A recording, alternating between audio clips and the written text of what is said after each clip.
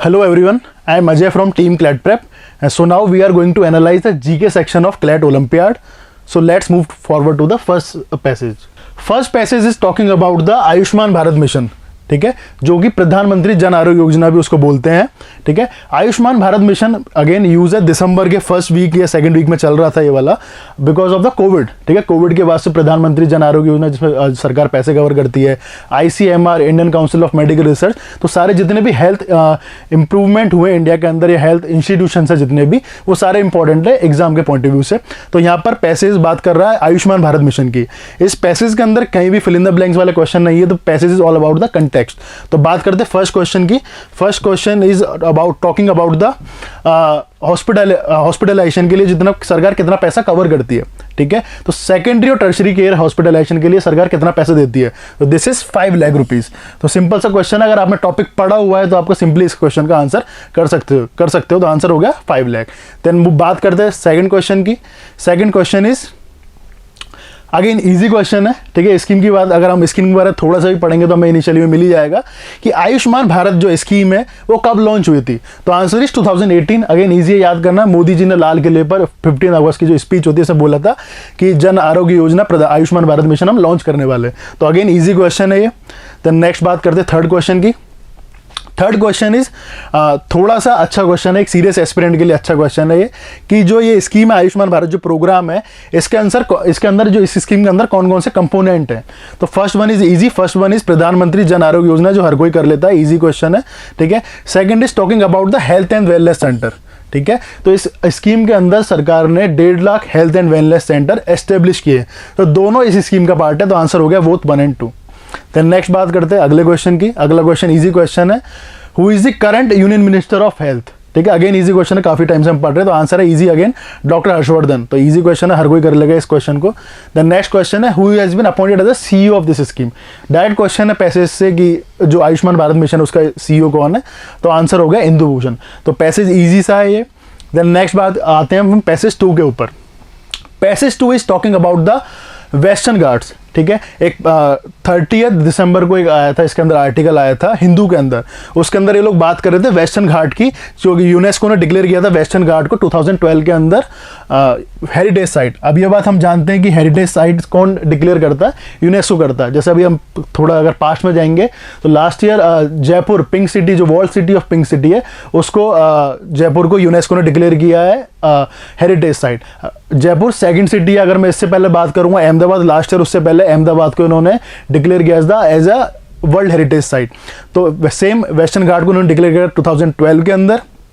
अब पैसेज में बात कर रहे हैं वर्ल्ड हेरिटेज साइट की, क्योंकि जब ये वेस्टर्न घाट को डिक्लेयर किया था, जो वहाँ के जो मोस्ट ऑफ द साइट्स है वो कहाँ की है, कर्नाटका की है इसके अंदर।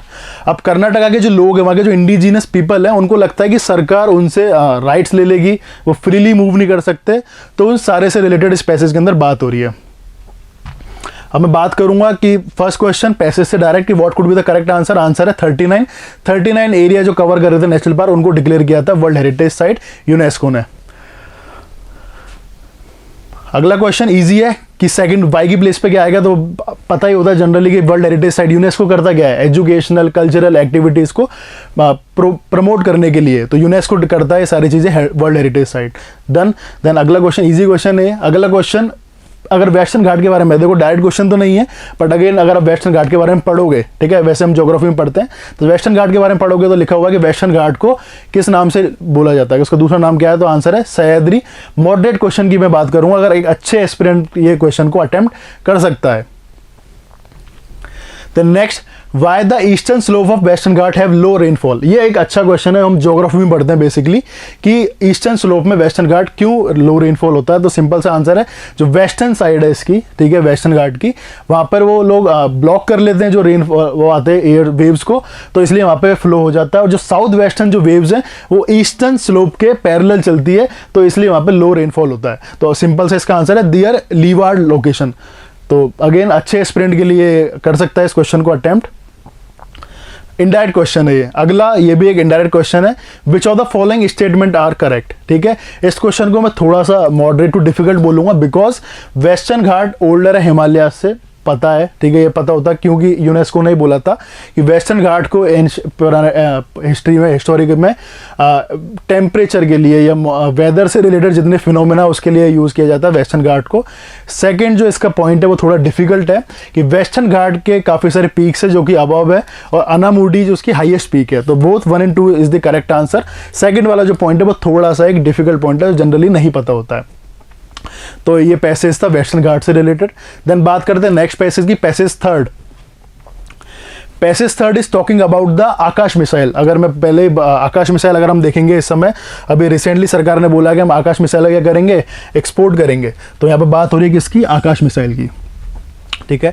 इंडियन एयरफोर्स ने ये दिसंबर फर्स्ट वीक का ये आर्टिकल है जो मैंने वहाँ से पिक किया है। ये आकाश मिसाइल की यहाँ पे बात कर रही है कि आकाश मिसाइल का एक टेस्ट रेंज से क्या हुआ था, सक्सेसफुली टेस्ट फायर हुआ था। ये जनरली ऐसे क्वेश्चन पहले भी आ चुके हैं क्लैट के अंदर, ठीक है, कि किस, जैसे अगर मैं बात करूँ अभी C101 जो कम्युनिकेशन सैटेलाइट है CMS 101 उसका इन्होंने लॉन्च किया था। तो कहाँ से लॉन्च किया था, ठीक है, व्हीकल का नाम, ये सारे हमें एक सैटेलाइट के बारे में पता होना चाहिए, ठीक है। तो CMS 101 कम्युनिकेशन सैटेलाइट है, श्रीहरिकोटा से सतीश धवन स्पेस सेंटर से इसका लॉन्च किया है इन्होंने। फिर अगर मैं बात करूं तो कौन सा व्हीकल था जिससे लॉन्च हुआ था, तो व्हीकल का नाम है PSLV C50। तो इस तरीके के क्वेश्चन आते हैं अगर मिसाइल के बारे में अगर मैं बात करूँ, या अगर मैं बात करूँ सैटेलाइट की अगर मैं बात करूँ, तो इस तरह के क्वेश्चन क्लैट में पहले भी पूछे हुए हैं। तो उसी से रिलेटेड एक क्वेश्चन है आकाश मिसाइल वाला। तो फर्स्ट क्वेश्चन मैंने पूछा यहाँ पे, विच of the following is replace bye x, तो कि किसने इसको डिजाइन और डेवलप किया है आकाश मिसाइल को। तो अगेन इजी क्वेश्चन, अगर आप आकाश मिसाइल के बारे में इजी से अगर सर्च भी करोगे तो इजीली मिल जाएगा किसने इसको डिजाइन किया। तो आंसर हो गया DRDO। DRDO की मैं बात करूँ, defence research and development organisation. Again कभी भी कोई ऑर्गेनाइजेशन आती है तो उसका हेडक्वार्टर हमें पता होना चाहिए, इसके ऊपर डायरेक्ट क्वेश्चन बन सकते हैं। तो DRDO का हेडक्वार्टर है न्यू दिल्ली के अंदर और DRDO का हेड है G सतीश रेड्डी। तो हमें ऑर्गेनाइजेशन के बारे में पता होना चाहिए। देन नेक्स्ट मैं बात करता हूँ, क्वेश्चन है which of the following is replace bye, ठीक है। अच्छा, कहाँ से इसका इन्होंने टेस्ट फायर किया है, तो इन्होंने कहा है सूर्यलंका टेस्ट फायरिंग रेंज से, जो कि लोकेटेड है कहाँ पर, आंध्र प्रदेश में। अगेन मैंने बताया था जहाँ से उसका टेस्ट फायर हो रहा है वो इंपॉर्टेंट होता है। तो आंसर अगेन मॉडरेट क्वेश्चन की मैं बोलूँगा क्योंकि थोड़ा सा अगर आप पढ़ोगे तभी इसके बारे में आपको पता चलेगा। तो ये इसका आंसर हो गया आंध्र प्रदेश। देन नेक्स्ट आते हैं, आकाश इज ए मीडियम रेंज किस तरीके का डिफेंस सिस्टम है, ठीक है। अगर इसकी एक ट्रिक में बात करूँ याद करने का तरीका, इजी क्वेश्चन है। आकाश कहाँ पर होता है, हमारे ऊपर, तो सरफेस टू एयर हम देखेंगे आकाश के लिए। तो सेम चीज़ अगर इसको याद करना है तो आंसर होगा सरफेस टू एयर मिसाइल, इसलिए इजी क्वेश्चन है ये। तो नेक्स्ट क्वेश्चन पर आते हैं, Sukhoi Su-30 is a multi role air superiority fighter. Indirect question है, पैसेज से मिलता जुलता है। क्यों मैंने पिक किया है, क्योंकि रिसेंटली गवर्नमेंट ने बोला था कि हम आकाश मिसाइल क्या करेंगे, एक्सपोर्ट करेंगे। और उसी टाइम पर इन्होंने, सरकार ने बोला था कि कुछ हम जो डिफेंस सिस्टम है वो परचेज करेंगे कंट्रीज से। तो उस समय बात कर रहे सुखोई की बात चल रही थी, गवर्नमेंट ने बोला कि कुछ हम परचेज करेंगे सुखोई। तो इस तरह के क्वेश्चन क्लैट में पहले ही पूछे हुए हैं कि आर्टिलरी गन है, किससे परचेज की है, कौन बनाता है। तो अगेन उससे मिलता जुलता क्वेश्चन है, आंसर हो गया इसका रशिया। इनडायरेक्ट क्वेश्चन है ये, अच्छे एस्पिरेंट को पता होना चाहिए। जो लोग न्यूज़पेपर पढ़ रहे हैं उनको बहुत बेनिफिट मिलेगा इस तरह के क्वेश्चन सॉल्व करने में। देन नेक्स्ट बात करते हैं अगेन, अच्छा इस तरह के क्वेश्चन देख के लोगों का परसेप्शन बन जाता है कि डिफिकल्ट क्वेश्चन होगा, बट मैं इसको इजी क्वेश्चन बोलूंगा बिकॉज कुछ नहीं, मिशंस के बारे में बात करना है जो गवर्नमेंट स्कीम्स लॉन्च करती है उनके बारे में हम यहाँ पर बात कर रहे हैं। तो पहली स्कीम है skill India mission. Skill India mission government ने लॉन्च की थी टू प्रमोट एंटरप्रेन्योरशिप या टू प्रमोट एम्प्लॉयमेंट बाय 2022। तो इजी सा आपको पता चल रहा है कौन सी मिनिस्ट्री काम करेगी, बेसिकली जॉब दे रही है। तो यहाँ पर बात हो गई स्किल इंडिया मिशन की, B ministry of skill and entrepreneurship. तो यहाँ से हमें थोड़ा सा आइडिया लग गया कि दोनों ऑप्शन तो कट हो गए, बचा ये दोनों ऑप्शन, ठीक है। फिर प्रधानमंत्री जन धन योजना की बात करूं, मिनिस्ट्री ऑफ फाइनेंस, सिंपल सा कि गवर्नमेंट बोलना चाहती है गरीबों के खाते खोलने हमें, ठीक है। सबका खाता होना चाहिए जिसके अंदर सारे स्कीम का जो भी पैसा है वो सारा किसके अंदर आएगा, जनधन योजना के अंदर आएगा। तो अगेन ईजी ये हो गया मिनिस्ट्री ऑफ फाइनेंस। थर्ड में बात करता हूं आरोग्य सेतु ऐप, पता ही हमें किसके अंदर आएगा, ministry of electronic and information technology के अंदर आएगा। तो हमें हमारा आंसर मिल गया है विच इज बी। तो इस तरह क्वेश्चन इजी होते हैं, बस थोड़ा सा परसेप्शन बन जाता है कि डिफिकल्ट क्वेश्चन होंगे। डिफिकल्ट नहीं है, इजी क्वेश्चन है, आराम से हो सकता है थोड़ा सा अगर हम इसको सॉल्व करेंगे तो। देन नेक्स्ट आते हैं, अगला पैसेज है हमारा, अगला पैसेज रिलेटेड है किससे, वाटर से रिलेटेड है, ठीक है। वाटर से रिलेटेड कैसे, जैसे अभी मैं बात करूँ जल जीवन मिशन चल रहा है, गवर्नमेंट चाहती है बाय द ईयर 2024 लोगों को पानी मिले, ठीक है, बाय द पाइप्स ठीक है, ड्रिंकिंग वाटर अच्छे से मिले लोगों को, ये गवर्नमेंट ने लॉन्च किया। इसलिए स्पेशली 2019 में जब मोदी गवर्नमेंट आई थी तो एक स्पेशली मिनिस्ट्री बनाई गई है जो है जल शक्ति मिनिस्ट्री। उसके जो यूनियन मिनिस्टर वो कौन है, गजेंद्र सिंह शेखावत। तो स्पेशली गवर्नमेंट ने मिनिस्ट्री बनाई है जल शक्ति मिनिस्ट्री। तो यहाँ पर बात हो रही है कि नीति आयोग की एक रिपोर्ट आई थी जिसके अंदर उन्होंने बोला था कि फ्रेश वाटर रिजर्वायर इतने हैं, ठीक है, कितना क्राइसिस है इंडिया के अंदर, इन सारे रिलेटेड बिल्कुल बेसिकली वाटर का इन्होंने एनालिसिस किया था इसके अंदर।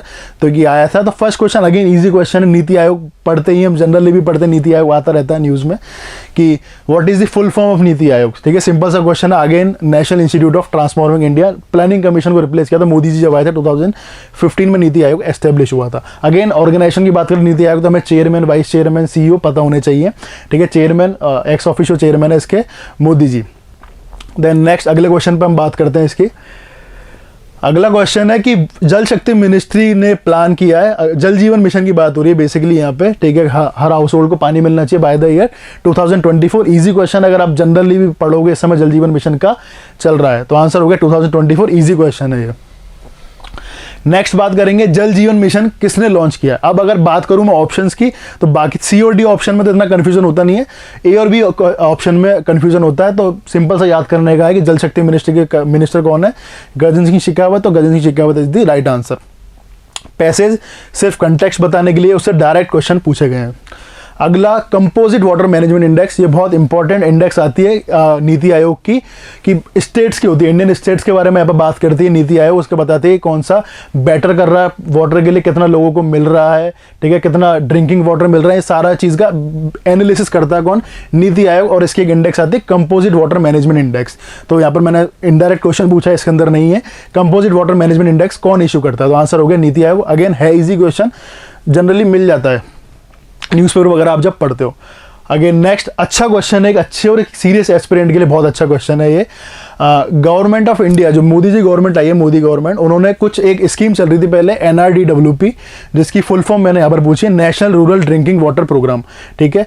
इस ये मिशन चल रहा था पहले। इस मिशन की बात ये है कि जो UPA गवर्नमेंट थी, UPA गवर्नमेंट ने भारत निर्माण के टाइम पे और ये प्रोग्राम चलाया था, national rural drinking water programme. यहाँ पे सारे जितने भी रूरल एरियाज हैं वहाँ पे पानी मिलना चाहिए। तो इस प्रोग्राम को, इस स्कीम को जल जीवन मिशन के अंदर किसने कर दिया, मोदी गवर्नमेंट ने इसके अंदर सब्स्यूम कर दिया इस चीज को। तो एक इनडायरेक्ट क्वेश्चन है, बट अगेन अगर आप न्यूज़पेपर वगैरह पढ़ोगे तो न्यूज़पेपर के अंदर ये वाली चीज मेंशन थी, ये मिल जाती है ये वाली चीजें। तो नेक्स्ट आते हैं अगले पैसेज पे।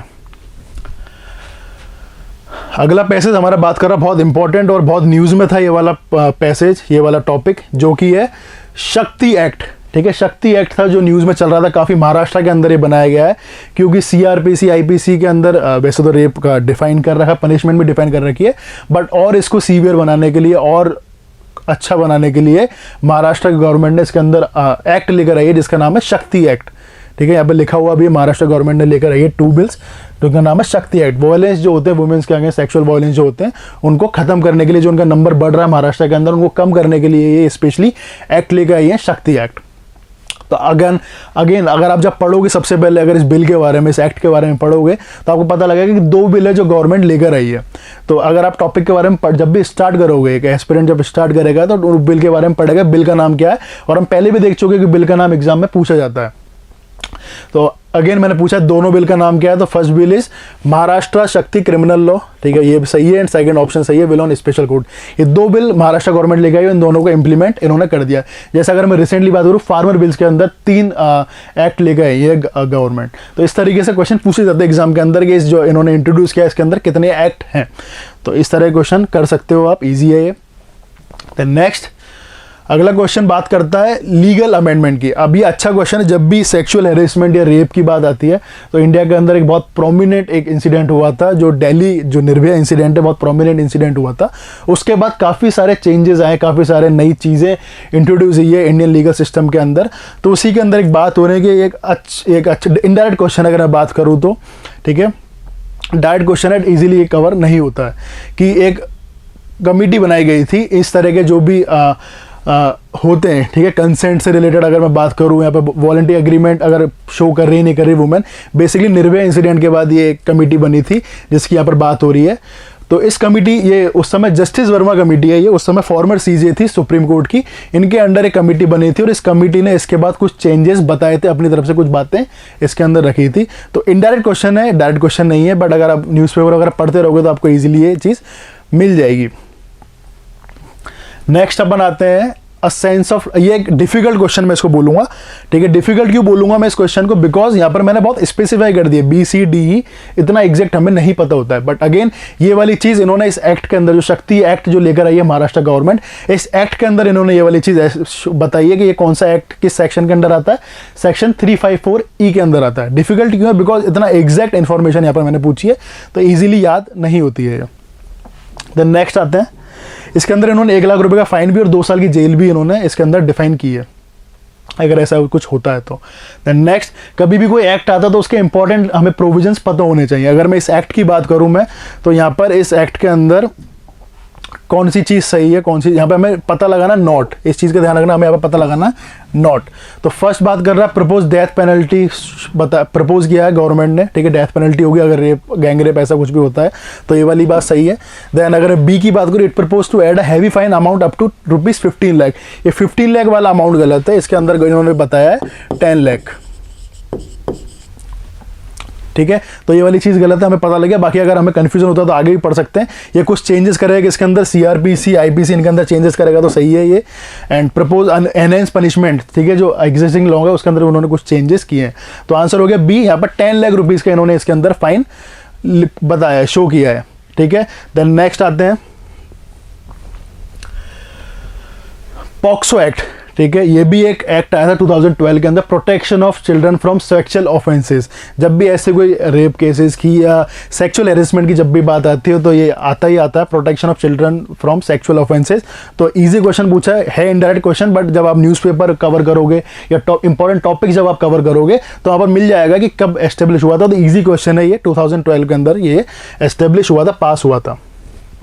अगला question sexual harassment at work place से रिलेटेड है, ठीक है, इनडायरेक्ट क्वेश्चन है, बट सेक्सुअल हेरेसमेंट के अंदर बहुत इंपॉर्टेंट, बहुत प्रोमिनेंट केस है। हुआ क्या था कि भवरी देवी एक सोशल वर्कर थी, ठीक है, तो इनका सेक्सुअल हेरेसमेंट हुआ था वर्क प्लेस पे। तो एक NGO है विशाखा, उन्होंने केस फाइल किया था राजस्थान के अंदर, और उसके बाद फिर ये गाइडलाइंस आई थी, बहुत प्रोमिनेंट गाइडलाइन है, सुप्रीम कोर्ट ने बनाई भी थी, विशाखा गाइडलाइंस, जो एक्ट बना था 2013 तक, उस तक ये विशाखा गाइडलाइंस ही चल रही थी। तो इस केस का नाम है Vishakha versus state of Rajasthan. बहुत इंपॉर्टेंट क्वेश्चन है, पूछा जाता है कई बार। तो Vishakha versus state of Rajasthan, इसके अंदर गाइडलाइंस एस्टेब्लिश की थी सुप्रीम कोर्ट ने to stop sexual harassment at work place. तो एक्ट बनने के बाद ये गाइडलाइंस खत्म हो गई, अब एक्ट आ चुका है, 2013 में एक्ट आ गया था। तो अगेन ये इजी क्वेश्चन है, इतना डिफिकल्ट क्वेश्चन नहीं, बट हाँ इनडायरेक्ट क्वेश्चन है, एक अच्छे एस्पिरेंट को ये वाला क्वेश्चन आना चाहिए।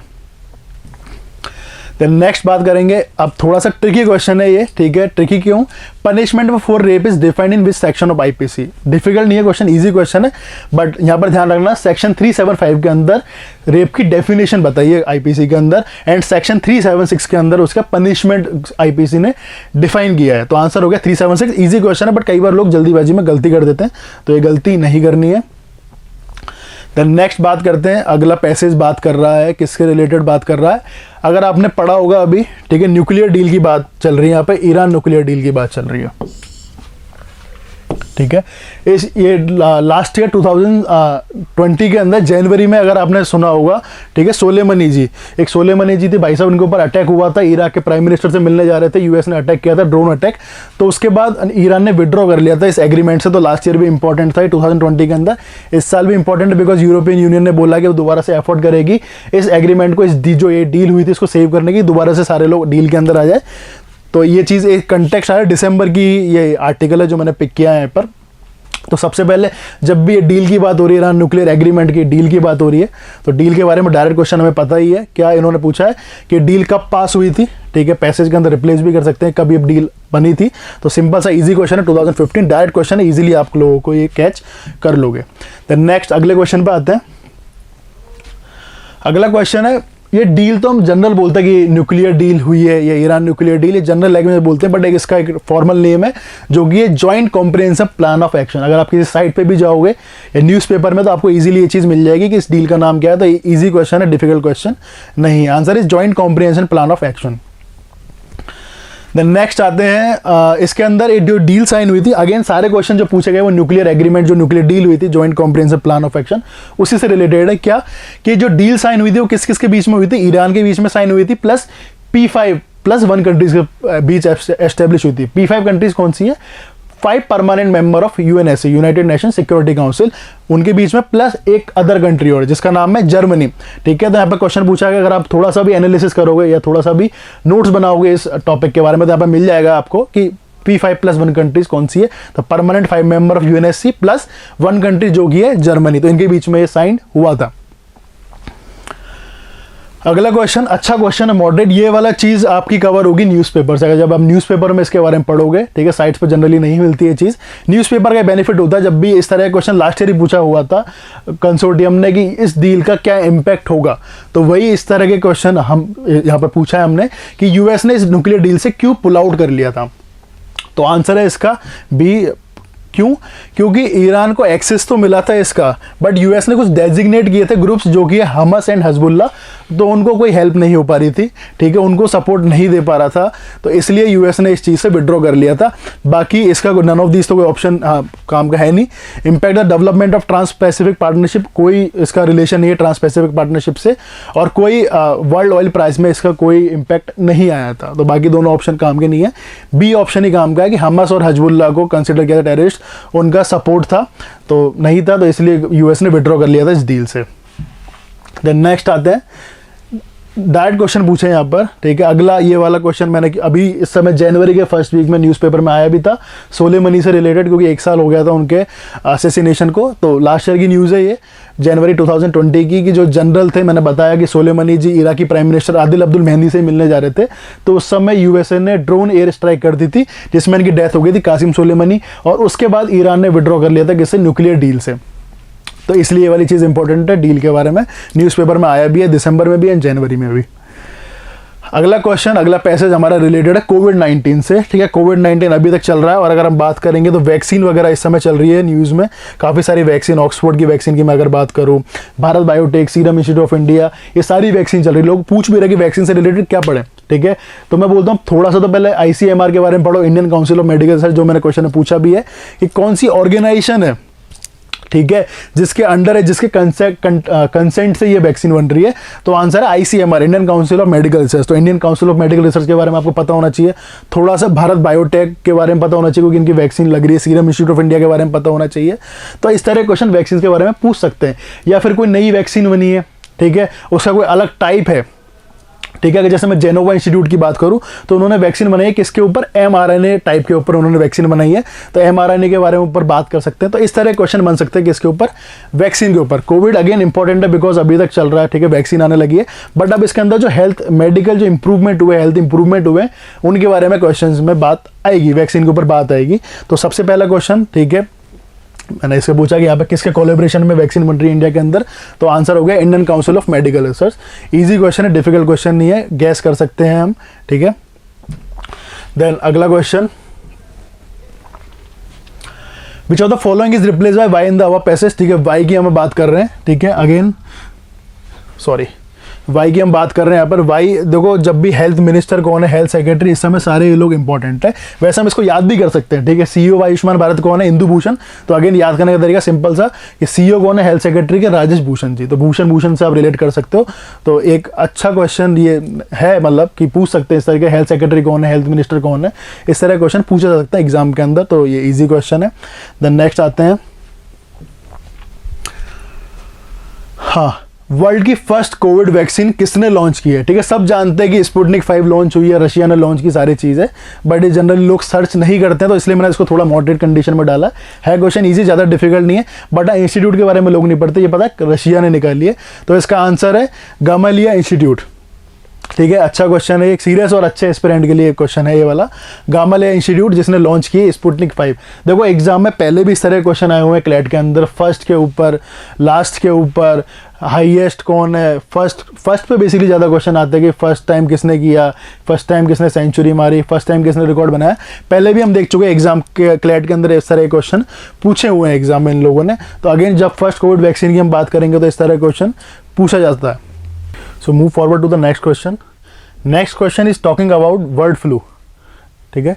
बर्ड फ्लू आया था जनवरी फर्स्ट वीक में, न्यूज़पेपर में काफ़ी चल रहा था। यहाँ पर 2 स्ट्रेन की बात हो रही थी, H5N1 और H5N8 की यहाँ पर बात चल रही थी। तो H5N1 is the common strain. H5N1 एक ऐसा स्ट्रेन है जो इन्फेक्टेड बर्ड से स्पीसीज और ह्यूमंस के अंदर ट्रांसफ़र होता है।